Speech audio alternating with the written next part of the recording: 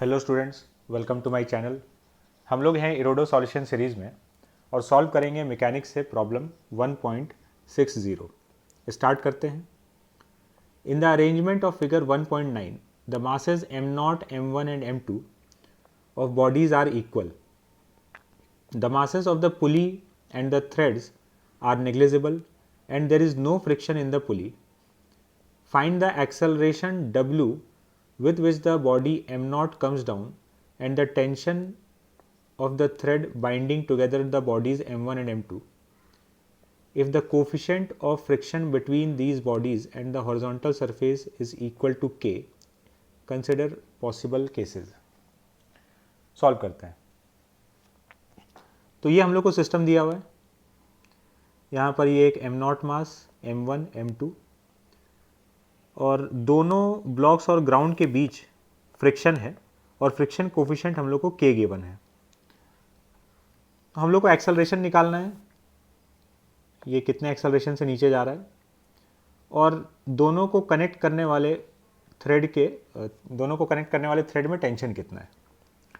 तो सबसे पहले हम लोग लॉज ऑफ मोशन के किसी भी प्रॉब्लम को सॉल्व करने के लिए सबसे पहला स्टेप है हम लोग एक्सेलरेशन अज्यूम करते हैं हर एक बॉडी का और फिर फ्री बॉडी डायग्राम बनाते हैं। तो इस ब्लॉक m0 का एक्सेलरेशन हम लोग a मान लिए डाउनवर्ड। जितने एक्सेलरेशन से ये नीचे जा रहा होगा उतने ही एक्सेलरेशन से ये दोनों ब्लॉक्स लेफ्ट में जा रहे हैं, तो सेम एक्सेलरेशन a हो गया। पहला स्टेप कंप्लीट हो गया, हम लोग एक्सेलरेशन अज्यूम कर लिए। अब हम लोग बनाते हैं इसका free body diagram.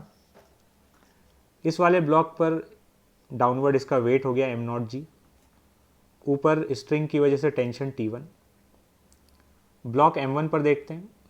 Block m1 और m0 को कनेक्टिंग स्ट्रिंग सेम ही है, तो यहाँ ये टेंशन T1।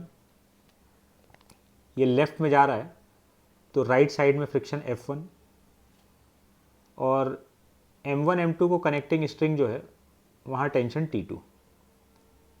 फिर इसका FBD देखेंगे m2 का, तो लेफ्ट में इधर टेंशन T2,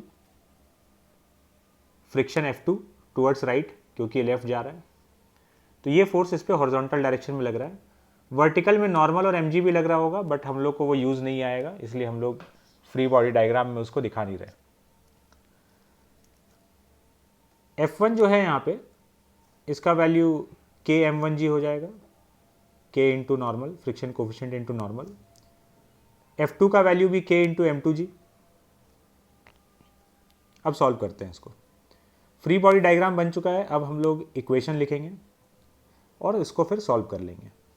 इस m0 के लिए इक्वेशन लिखते हैं। तो m0g डाउनवर्ड डायरेक्शन में, T1 ऊपर, m0g minus T1 equal to m0a। Block m1 पे इक्वेशन लिखते हैं।